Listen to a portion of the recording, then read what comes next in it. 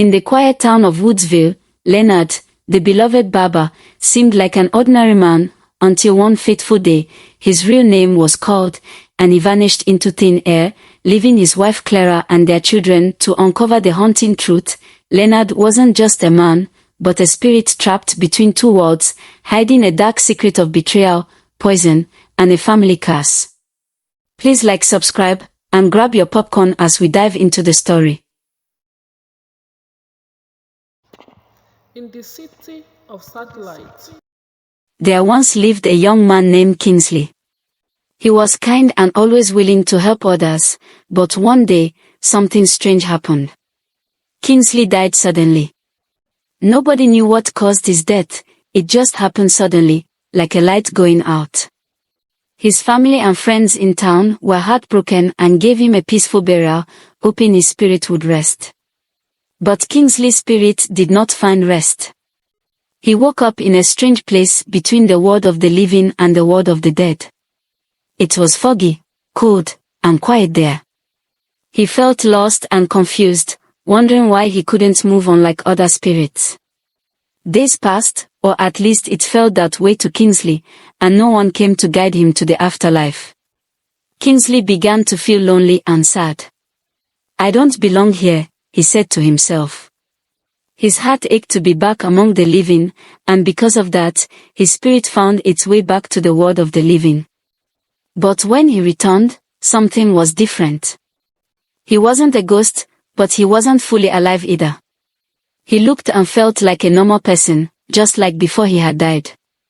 Kingsley realized that no one in Satellite Town would understand what happened to him. They would be afraid, and some might even think he was a monster. So, Kingsley decided to leave Satellite Town. He walked for days until he reached another town far away from his land. It was a peaceful place where no one knew him. People in that town were kind and welcoming, so Kingsley decided to start a new life there. First, he changed his name to Leonard. Leonard found a small shop for rent and decided to turn it into a barber shop. He had always been good at cutting hair, and he thought it was the perfect way to blend in. Soon, word spread across the town about the new barber in town. People loved the way Leonard cut hair, his styles were always neat and fresh. No matter how complicated the request, Leonard could make it look perfect. His shop quickly became the busiest place in town.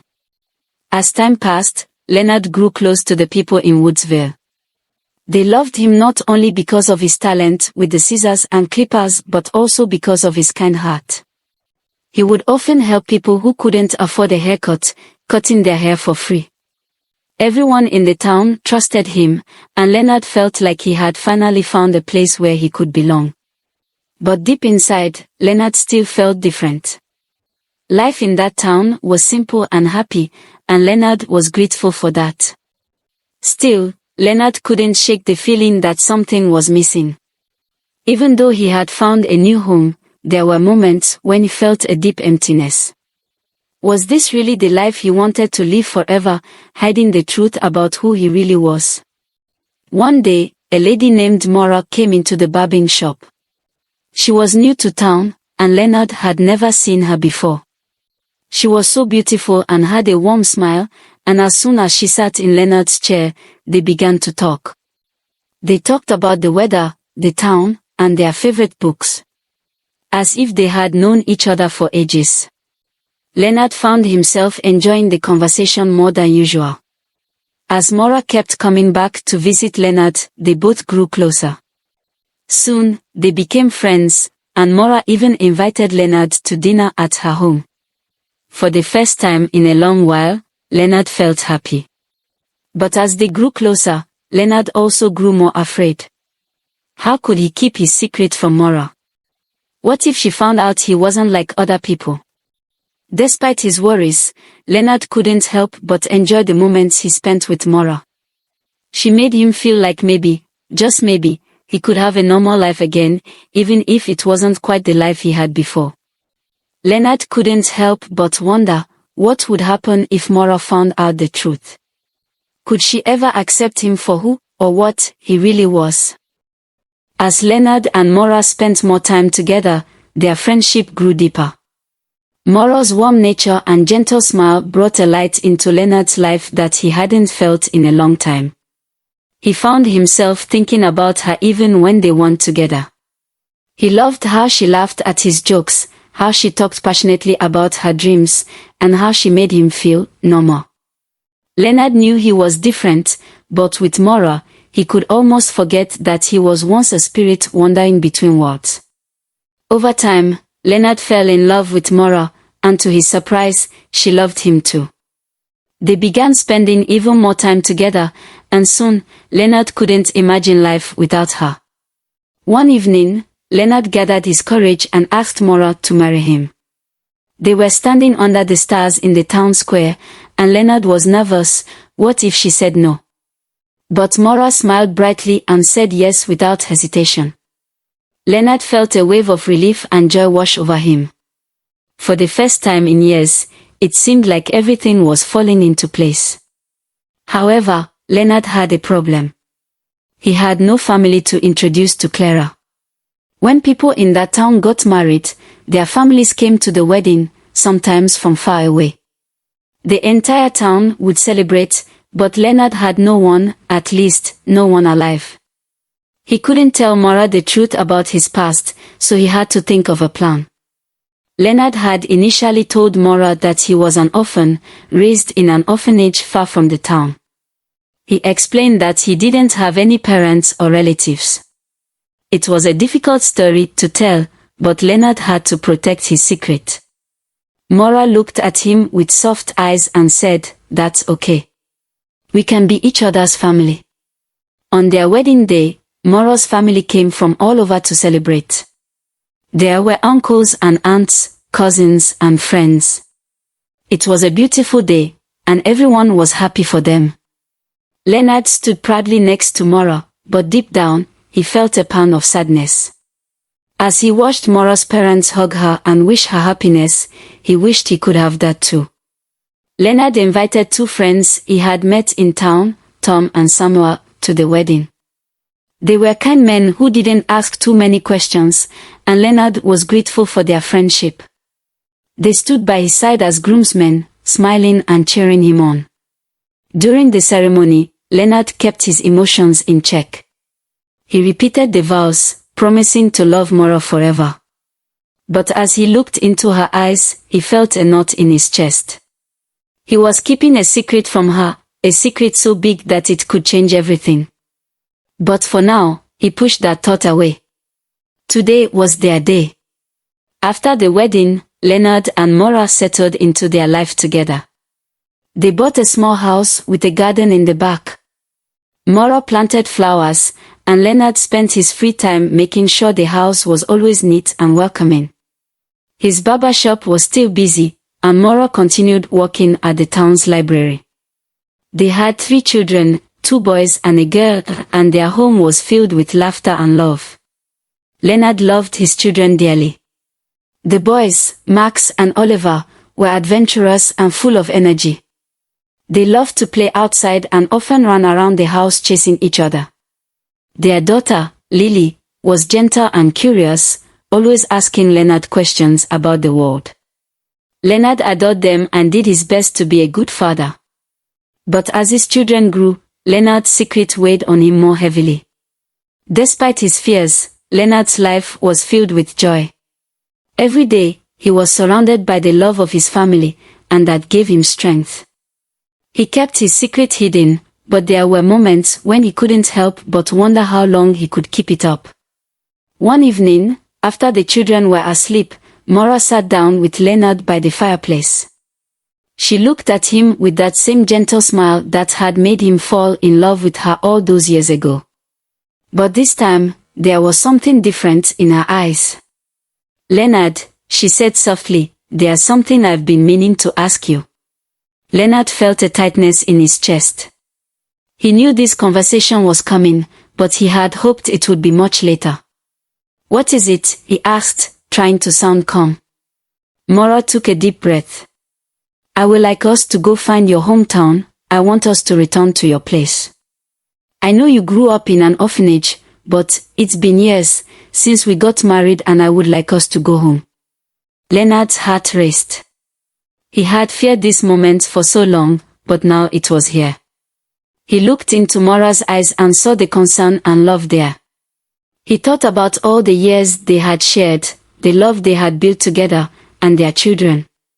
Was it finally time to reveal his secret? It was a sunny day when Chris arrived in Woodsville town for a friend's wedding. The town was peaceful, with its cobblestone streets and friendly neighbors. Chris had traveled far to be here, eager to celebrate with his old friend. He had 3 days to prepare before the wedding, and on his second day, he decided it was time to get a fresh haircut. When he asked around for the best barber in town, everyone pointed him to Kingsley's barber shop. Chris entered the small shop, which was cozy and smelled of fresh hair products. The walls were lined with framed pictures of stylish haircuts and smiling customers. As soon as Chris walked in, he froze. The man standing behind the barber's chair looked familiar, too familiar. The barber was talking to a customer, laughing as he snipped away at the man's hair. Chris stared at him for a long moment, trying to place where he had seen him before. His mind raced back to a time many years ago, to his old town, to a family who had lost a young man in a mysterious death. That man's name had been Kingsley. Chris felt a shiver run down his spine. Could this barber, standing here, alive and well, actually be Kingsley?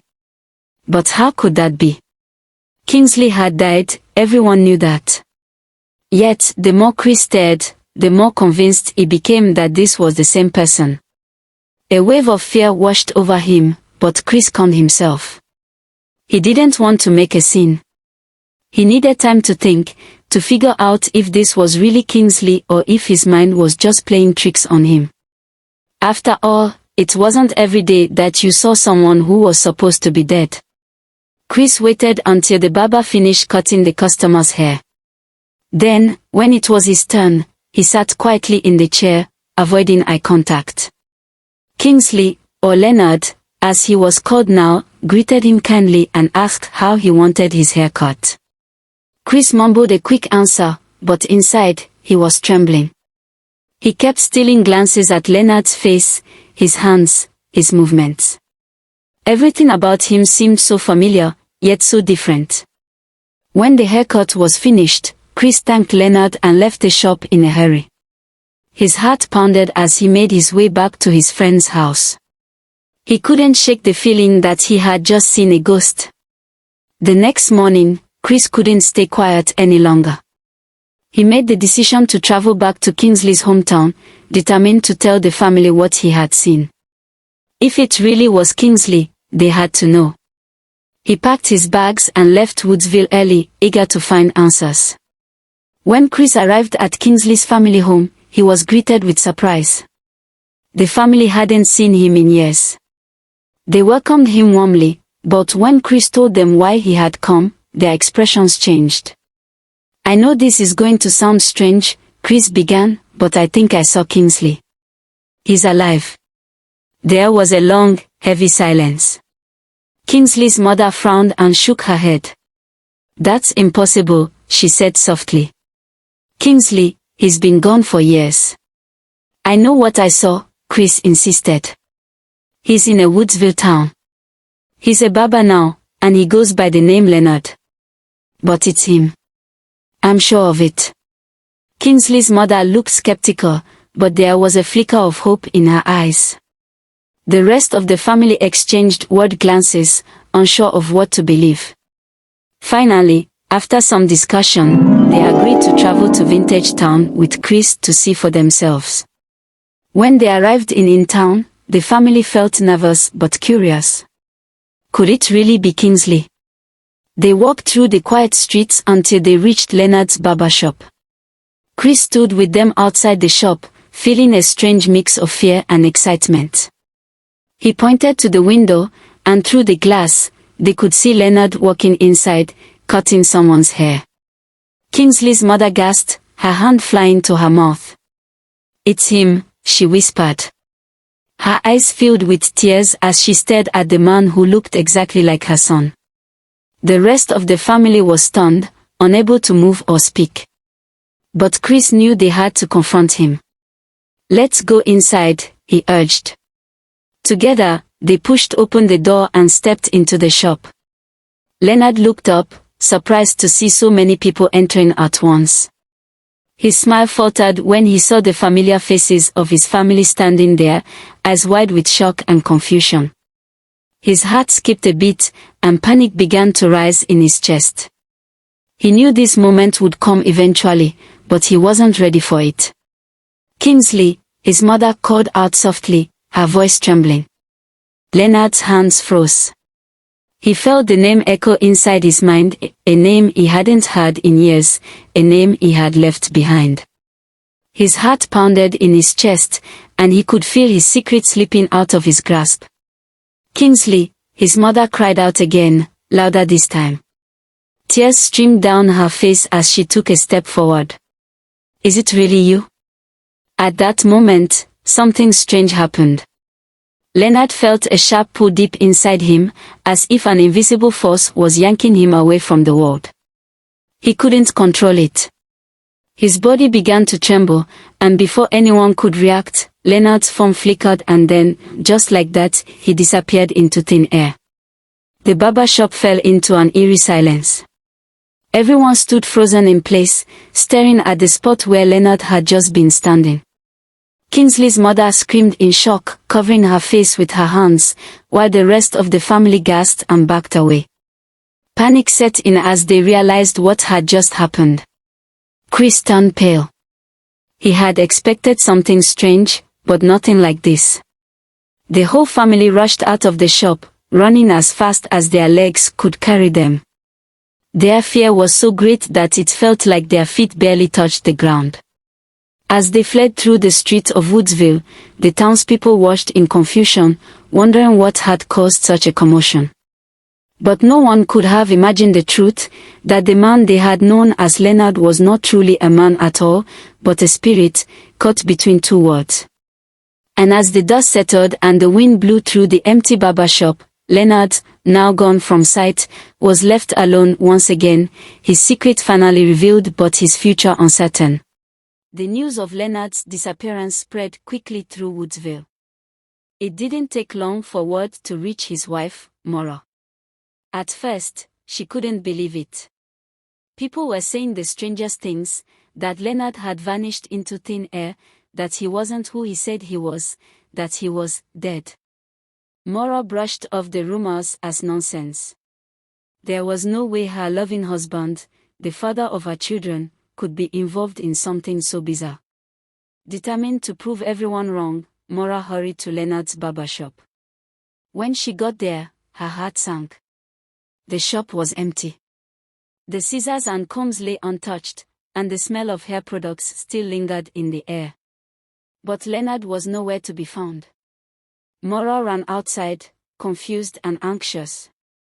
That's when she saw a group of strangers standing by the entrance, an older woman and a few other people who looked equally shaken. Maura approached them, desperate for answers. "I'm Leonard's wife," she said, her voice trembling. "Do you know where my husband is?" The older woman's eyes widened in shock. "Leonard, your husband?" she asked, her voice barely a whisper. Maura nodded. The woman stepped forward, her face pale. "I'm his mother," she said, tears welling up in her eyes. "But I know him as Kingsley. He died many years ago." Maura's words seemed to tilt. She stared at the woman, trying to process what she had just heard. "That's impossible," she said, shaking her head. "Leonard isn't dead. He's alive. He's my husband. We have children together." Desperate to prove her point, Maura insisted on taking Leonard's family back to their home. She led them through the quiet streets of Woodsville, her heart racing with confusion and fear. When they arrived at the house, Maura hurried inside, pulling out photo albums and pointing to pictures of her and Leonard together. There were photos of family vacations, birthdays, and their wedding day. In every picture, Leonard stood beside her, smiling, happy, and very much alive. Mora's hands shook as she flipped through the pages. "This is my husband," she said, her voice breaking. "He's not a ghost. He's real.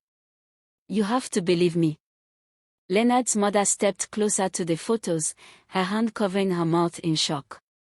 Tears streamed down her face as she looked at the pictures. It was undeniable, the man in the photos was her son, Kingsley, who had died so many years ago. But how could he have been living a whole new life as Leonard? "I don't understand," Leonard's mother whispered. "This is my son, but he's supposed to be dead. How is this possible?" Mora felt the ground slip out from under her. She tried to stand, but the weight of everything was too much. Her mind spun, unable to grasp what was happening. She fainted, collapsing onto the floor. Leonard's family rushed to her side, trying to revive her. When she came to, the confusion and heartbreak returned full force. She fainted again, overwhelmed by the strange reality that was unraveling before her eyes. Over the next few hours, Mora drifted in and out of consciousness, each time trying to make sense of the impossible. She cried out for Leonard, for her children, for someone to explain why this was happening to her. Meanwhile, the news of Leonard's strange disappearance had spread throughout the town like wildfire. People whispered about it in the streets, at the market, and in the town square. Some were afraid, believing that Leonard had been hiding something all along. Others said they had always suspected something was off. The town buzzed with gossip and speculation. Some people claimed to have seen strange things around Leonard's barber shop, shadows that didn't belong to anyone, cold gusts of wind that appeared out of nowhere. Fear spread like wildfire, and soon, Leonard's family became the center of attention. Mora and her children were now the talk of the town. Wherever they went, people whispered behind their backs, pointing and staring. Some felt pity for Mora, while others thought she had been hiding something all along.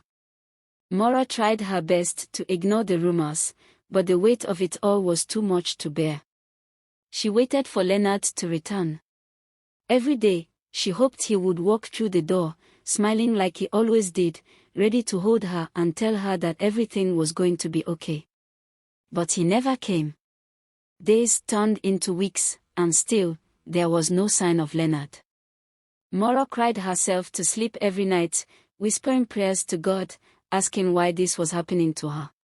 "Why me?" she asked over and over again, her voice hoarse from crying. "Why me, God? What did I do to deserve this?" The children, too, were confused and heartbroken. They missed their father and didn't understand why he had suddenly vanished from their lives. Mora tried to be strong for them, but the pain was too great. Every time she looked into their eyes, she saw the same sadness and confusion that she felt deep inside. Eventually, Mora knew that she had to do something. She couldn't live in limbo any longer, waiting for answers that might never come. She decided that the only way to truly understand what had happened was to visit Leonard's original town. Maybe there, she could find some clues, some explanation that could help her make sense of the impossible. And so, with a heavy heart and a mind full of questions, Mora packed her bags and made the difficult journey to Leonard's, no, Kingsley's, hometown.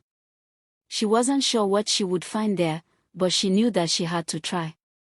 For the sake of her children, and for her own peace of mind, Mora needed to get to the root of it all. The journey was long and filled with anxious thoughts. As the familiar landscape of town faded behind her, Mora couldn't help but feel a strange sense of dread.